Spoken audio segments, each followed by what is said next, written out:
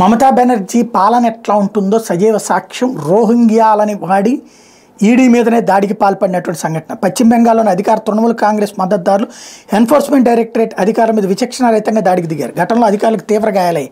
ఈ పరిణామంపై ప్రతిపక్షాలు మండిపడ్డాయి. రాష్ట్రంలో రాష్ట్రపతి పాలన విధించాలని డిమాండ్ చేసి అరాజకానికి అడ్డుకట్ట వేయాల్సిన బాధ్యత రాష్ట్ర ప్రభుత్వాన్ని గవర్నర్ ఆనంద్ బోస్ పేర్కొన్నారు.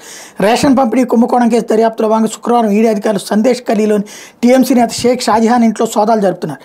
ఆ టైంలో ఒక్కసారిగా అక్కడికి చేరుకున్న షాజహాన్ మద్దతుదారులు రెచ్చిపోయి ఈడీ అధికారులపై దాడికి దిగబడ్డారు.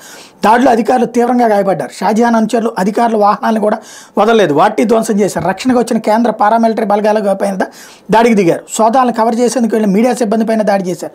వాళ్ళ వాహనాలని తుక్కు చేశారు. గాయపడిన ఈడీ అధికారులు ఆటోలు, ద్విచక్ర వాహనాలు అక్కడి నుంచి బయటపడ్డారు. తీవ్రంగా గాయపడిన ఇద్దరు అధికారులకు ఆసుపత్రిలో చికిత్స చేయబోతున్నారు. రాష్ట్ర మంత్రి జ్యోతిప్రియో మాలిక్ షాజహాన్ సన్నిహితుడు. రేషన్ కేసులోని గత ఏడాది మాలిక్ అరెస్ట్ అయ్యాడు.